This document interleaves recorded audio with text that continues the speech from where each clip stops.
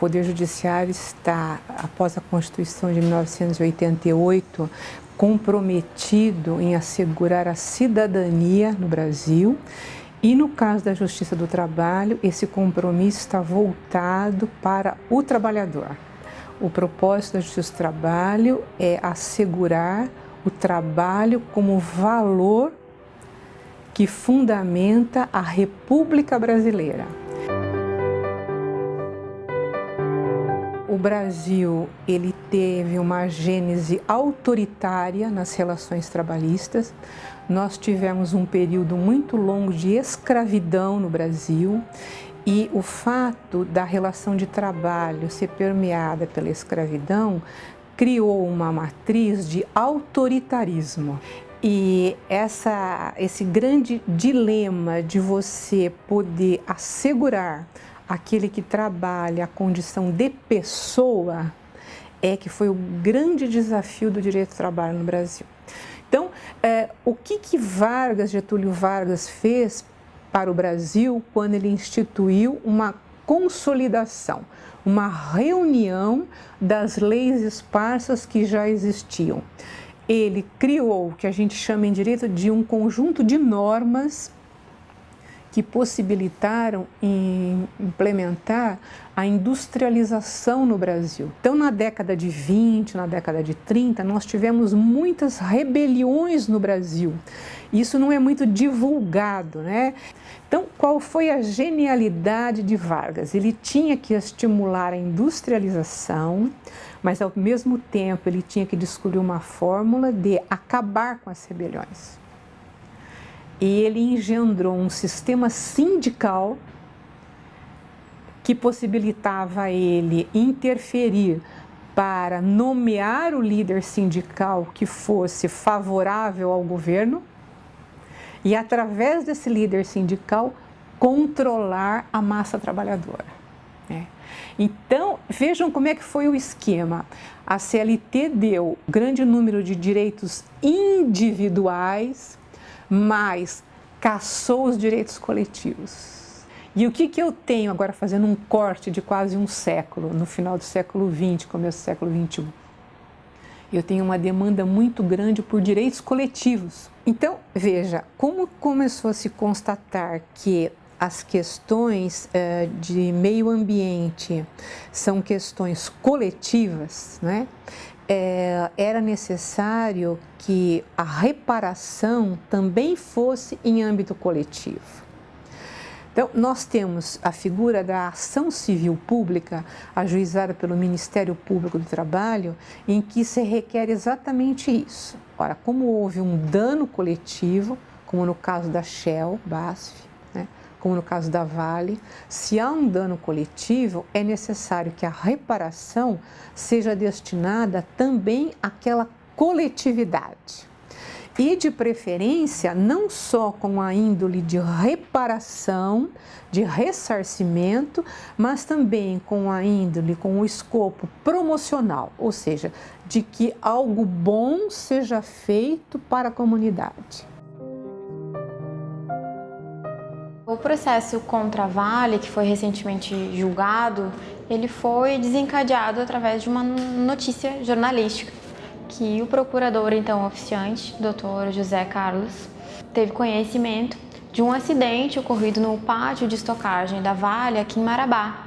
E a partir disso foi instaurado um inquérito civil para apurar as causas desse acidente e foi descoberto a partir do relatório de análise do acidente, tanto da empresa quanto do relatório de análise feito pelo próprio Ministério do Trabalho e Emprego, que as causas do acidente foram justamente o descumprimento de normas regulamentares, né, que estabelecem medidas de saúde e segurança do trabalhador, principalmente em atividades com um risco inerente muito elevado, como são as atividades, né, nos estabelecimentos da Vale. A partir disso, diante da impossibilidade de firmar um termo de ajuste de conduta e resolver extrajudicialmente a questão com a empresa, o procurador ajuizou essa ação civil pública com a finalidade de que, com um comando judicial, a Vale passasse a adequar sua conduta, isto é, que ela passasse a cumprir as normas de saúde e segurança do trabalho, né, e que fosse condenado a uma indenização por dano moral coletivo. Um dos objetos do pedido do Ministério Público do Trabalho, além da indenização por dano moral coletivo, é o cumprimento das obrigações de fazer e não fazer, isto é, o cumprimento daquelas obrigações que foram constatadas lá pelo Ministério do Trabalho e Emprego, quando foi fiscalizar os acidentes que acontecem ou quando foi fiscalizar os estabelecimentos da Vale que não vinham sendo cumpridas. Essas medidas, na verdade, são as mais relevantes para o Ministério Público do Trabalho. A indenização por dano moral coletivo é uma necessidade a fim de que, como já mencionado, que a empresa, em função de uma condenação pecuniária, funcione como mais uma coerção para o cumprimento, né? Mas o mais importante é que sejam cumpridas essas obrigações de fazer e não fazer, porque são elas efetivamente que vão garantir a segurança dos trabalhadores e que vão agir como medidas preventivas de acidentes e de doenças relacionadas ao trabalho.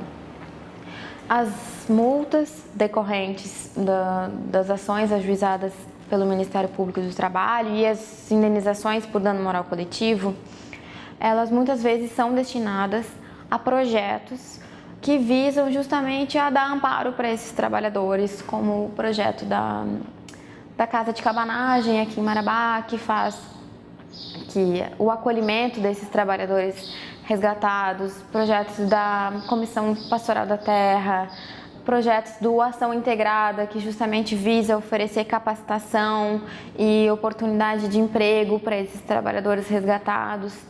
E, paralelamente a essa destinação de valores a projetos e a entidades sem fins lucrativos, a Lei da Ação Civil Pública, ela prevê, a priori, que essa indenização por dano moral coletivo seja revertida a um fundo, que deveria ser gerido por conselhos estaduais, um conselho federal, com a participação do Ministério Público, né? Na área trabalhista, ainda não foi criado nenhum fundo específico para receber essa reversão. Por isso até que muitas vezes a gente destina para esses outros projetos, para que haja efetivamente uma reparação dos danos sofridos pela comunidade lesada, né? Para que esse dinheiro das indenizações chegue nesses locais atingidos e possa realmente transformar essa realidade social. Essa foi a ação civil pública promovida pelo Ministério Público do Trabalho, em conjunto com a Associação dos Trabalhadores da Indústria Shell. Então, esse processo iniciou na Vara do Trabalho de Paulínia e aí teve uma instrução um tanto quanto demorada, com várias provas de ambos os lados e culminou com a condenação judicial. E foi um caso inédito na Justiça do Trabalho porque foi um valor muito expressivo, tanto do dano moral individual, quanto do dano moral coletivo, quanto do tratamento médico, né? Então, os trabalhadores foram indenizados individualmente, e foi concedido o plano de saúde para todos os trabalhadores e o Ministério Público do Trabalho ele recebeu a verba de R$200 milhões que foi destinada para atender a uma reparação social, uma destinação social que nós chamamos de um ressarcimento fluido, né? Então, o objetivo dessa indenização é a reparação pelo ato, pelo desastre ambiental que aconteceu em Paulínia. O texto do acordo, ele fala de pesquisa, prevenção e tratamento de doenças relacionadas à contaminação ambiental. Esse foi o nosso foco de investimento dessa verba, né? Então, atualmente, as entidades que foram contempladas com essa verba, eles vão fazer pesquisa, prevenção e tratamentos em relação a câncer. O Centro Infantil, ele é um hospital de ensino, um hospital filantrópico, destinado a atender crianças, adolescentes e adultos jovens até 29 anos, encaminhados com a suspeita ou com o diagnóstico de câncer ou doenças sanguíneas. Esses pacientes são referenciados pelas unidades básicas de saúde, pelos hospitais de nível secundário, e o importante é a garantia do diagnóstico, tudo no mesmo lugar, a garantia da continuidade do tratamento, o acesso à medicação de maneira irrestrita a esses pacientes e a busca contínua em cima dos resultados internacionais. A aproximação foi a partir de uma decisão do Ministério Público do Trabalho em ajudar instituições vinculadas à área de câncer. O conhecimento desse interesse pelo Ministério Público do Trabalho, que eu acho que foi uma deferência, para as instituições de saúde, não só o Boldrini, mas outras instituições de saúde que militam na área do câncer. E é uma dádiva essa aproximação, né? Há um investimento pequeno no Brasil em relação à pesquisa, em especial de câncer ocupacional. Então, o nosso objetivo, tanto com o Instituto Boldrini quanto o Hospital do Câncer de Barretos, é entender melhor a questão do câncer ocupacional. E, além disso, proporcionar o tratamento das pessoas. Então, essas são as duas entidades centrais de câncer. Paralelamente a isso, também vai existir um rastreamento dos trabalhadores que foram expostos ao amianto, que também é uma fibra cancerígena. Então, há aí um projeto que foi aprovado da Universidade Federal da Bahia e da Fundacentro. No projeto do Hospital do Câncer de Barretos vai ter uma coisa assim, talvez inédita para nós, porque nós vamos comprar 5 carretas, uma delas com objetivo educacional. Essa carreta vai ser toda equipada com informática e monitores e nós vamos passear nas escolas. Então nós vamos chegar nas escolas, vamos colocar os alunos na carreta e nós vamos ensinar para eles educação ambiental. As 4 outras carretas nós vamos contemplar com mamógrafos, tomógrafos e ressonância magnética. E nós vamos sair fazendo uma busca ativa na periferia em busca de diagnóstico precoce de câncer. A primeira coisa que deve ser feita no momento em que a gente recebe uma solicitação de consultoria é você gerar um diagnóstico para esse empresário. Suponhamos que a gente esteja ali naquele momento analisando uma construção de um prédio. Primeiro item que tem que ser feito é a gente fazer uma visita então nesse ambiente, conhecer junto com o empresário o local, o projeto e como que essa obra vai ser construída. Primeiro ponto é a gente identificar, ou seja, quantos empregados estarão presentes ali, né? Seja em médio ou até no seu ápice. Por quê? Porque é através desta quantidade de empregado, a partir da legislação existente, que eu farei então a definição da área de comodidade. O que é isso? Vestiário, refeitório, né? Alojamento, instalações sanitárias. Além disso, o empresário ele precisa se preparar. Como que eu vou construir então este prédio de forma segura? Através desse diagnóstico, nós conseguimos orientá-lo em que momento ele vai entrar com uma galeria, em que momento ele vai entrar com uma plataforma, quais são os equipamentos de proteção individual necessários para que aquele empregado ali presente, exercendo a atividade, a faça de forma segura, ou seja, ele esteja protegido. A legislação, inclusive, está sofrendo mudanças constantes para cada vez mais levar tanto ao empregador a orientação necessária para que ele faça aquela atividade de forma segura, quanto gerar a esse empregador para promover ao trabalhador a condição também segura para essa atividade, né? Seja na qualificação, nos treinamentos adequados, né? No fornecimento dos equipamentos, como eu disse, na preparação de equipamentos e de máquinas seguras para se realizar o processo. Então, esse empresário, que na realidade o seu negócio é construção, ele passa a partir daquela consultoria a receber as informações necessárias para introduzir a segurança no seu processo geral. Quando nós recebemos esses processos da Justiça do Trabalho, nós começamos a analisar como esses processos eram instruídos. Instruídos que a gente fala é quando você faz audiência, você ouve as testemunhas, quando há juntada de documentos. Isso tecnicamente é chamado de instrução, né? Então, nós começamos a observar que toda a instrução gerava por essa perspectiva patrimonial. Aplicava-se muito o Código Civil, essa perspectiva patrimônio. Quando essas lides, esses processos vieram para a Justiça do Trabalho, nós começamos a perceber, por conta dessa sensibilidade maior com a pessoa de quem trabalha, nós começamos a perceber que o foco não poderia ser só esse. Ele tinha que ser ampliado. Então, veja, começou a se perceber que a ocorrência de uma doença profissional poderia não ser algo imediato e poderia não ser aflorado durante o período em que você trabalhasse. Por exemplo, você podia trabalhar 10 anos e não ficar doente. Aí você terminava o seu contrato de trabalho, muitas vezes você se aposentava, ia para casa. 10 anos depois você começava a ficar doente. Se você fosse pelo viés patrimonialista, você diria, essa ação é improcedente, não foi detectado durante o período em que ele estava trabalhando. Entretanto, quando você abre o leque e começa a pensar em termos de meio ambiente de trabalho mesmo, você começa a tecer outras considerações. Então, não é só a figura do João, do Pedro, da Maria, né? Eu tenho que analisar o coletivo. Como é que era o ambiente de trabalho?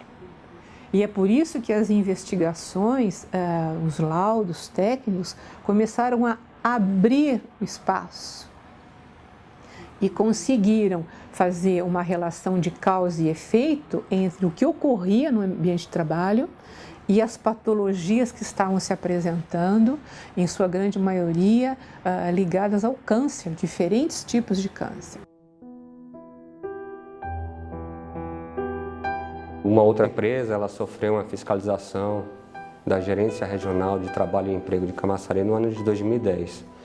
E lá os auditores fiscais perceberam algumas violações ao direito do trabalho, as regras de proteção ao trabalhador. Esses autos de infração foram enviados para o Ministério Público do Trabalho, que notificou a empresa para fazer um termo de ajustamento de conduta, que é um acordo com a empresa para que ela pare de violar aquelas infrações que foram identificadas pelos auditores nos autos de infração. Perceberam que uma das cláusulas que eles se obrigaram a cumprir continuavam sendo desrespeitadas. Então, quando foi constatado que o acordo entre o Ministério Público e a empresa havia sido violado, o Ministério Público mais uma vez entrou em contato com a empresa para que ela se defendesse e, obviamente, postular a multa que tinha sido ajustada por eles pelo descumprimento. Então, essa multa, a empresa não concordou, entendia a empresa que estava cumprindo o que havia sido ajustado e, diante desse impasse, o Ministério Público entrou com a ação de execução da multa do termo de ajustamento de conduta, que depois de ser processado e instruído já na Justiça do Trabalho, gerou o dano e que finalmente foi revertido aqui para a instituição das Irmãs Marcelinas. As irmãs vieram para cá em 1989. Até 2004, elas trabalhavam só com a evangelização, trabalho da paróquia. Mas até então, no decorrer desse tempo todo, elas foram percebendo que as mães tinham necessidade de trabalhar e não tinham onde deixar as crianças. Então foi aí que elas tiveram a ideia, de ter a creche para que pudesse atender essas mães que precisavam trabalhar. Então, hoje nós atendemos 246 crianças, sendo as crianças de 2 e 3 anos, tem o convênio com a prefeitura, e as crianças de 4 e 5 anos é a Associação Santa Marcelina que mantém. Como nós temos creche e que oferecemos alimentação para as crianças, final de semana também nós temos vários encontros, pessoas que vêm passar o final de semana aqui, ou day camp aqui na creche, eles usam a cozinha. E até então, antes dessa verba, os instrumentos que nós tínhamos, móveis também na cozinha, eram muito precários. Não serviu assim, não tinha aquela higiene, por mais que você caprichasse na coisa, não tinha, não era bem apresentado, não era um bom material. E essa verba chegou um bom momento para que pudéssemos aí estar mudando essa visão, Pudéssemos estar trocando esses móveis, as coisas todas, para que servisse melhor as crianças, melhor as pessoas que usam esse espaço para evangelização, para cursos, As Irmãs Marcelinas, elas participaram das primeiras reuniões lá, ainda no Ministério Público, e quando nós recebemos a ação, nós já recebemos as atas das reuniões prévias e identificamos aquela pessoa das Irmãs Marcelinas participando lá na reunião lá atrás. Então, lá na vara, nosso diretor, Rogério Pio, ele vendo essas informações, ele buscou as irmãs Marcelina, fez visitas prévias para se certificar mesmo da finalidade, do interesse social, se alcançaria o nosso desejo de reparar um dano, de prevenir novos danos aqui mesmo na região. E aí, identificando esses requisitos de seriedade, de finalidade social, ao final do processo, quando a multa já estava à disposição para ser revertida, nós simplesmente acolhemos a sugestão lá do Ministério Público. Como que chegou essa verba? Nós fomos atrás, fomos procurar. Aí uma irmã Inês Sovrani, ela esteve pessoalmente no Ministério e falou da nossa necessidade e levou o nosso projeto, mostrando nossas necessidades, né? E aí eles pediram uma série de documentos, bastante exigente, que foi muito bom. Aí mandamos todos os documentos que foram pedidos, estivemos presentes ali, né?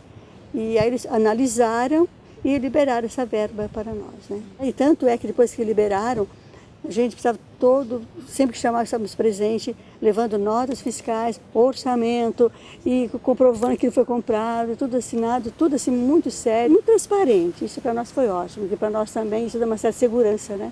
Pela lei da ação civil pública, essa multa ela tem que ser destinada a um fundo.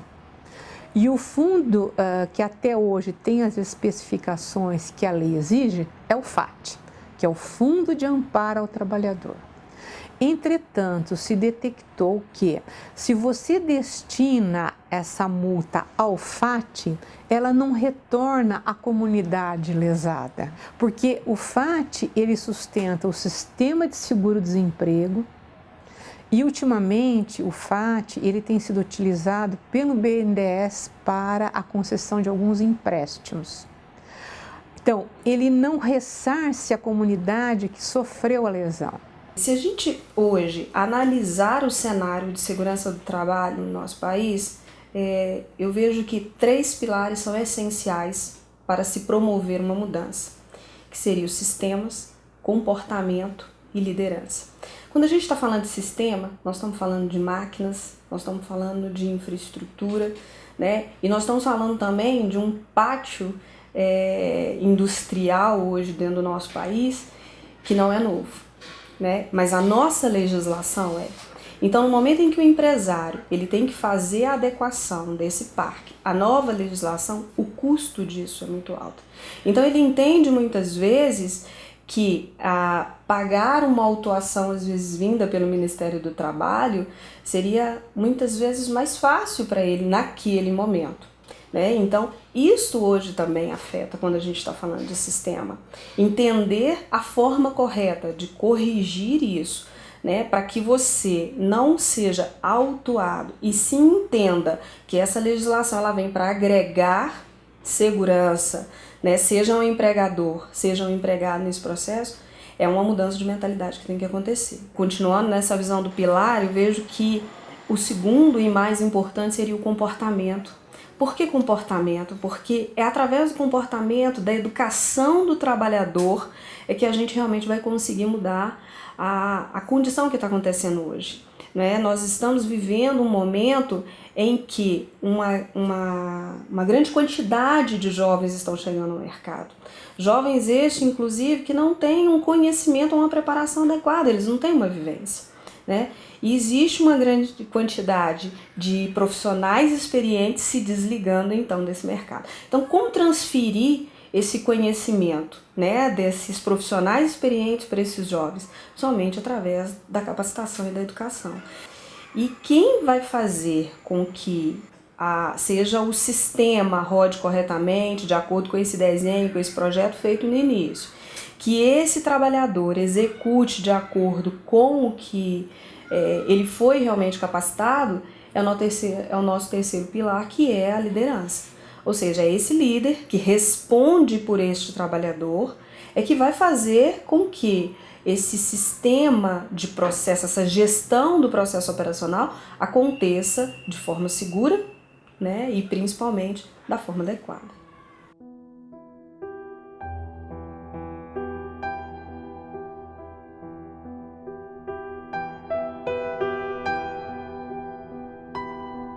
Existe uma mentalidade incorreta de que o empregador, quando ele gasta com a segurança no local de trabalho, isso representa um custo para a empresa.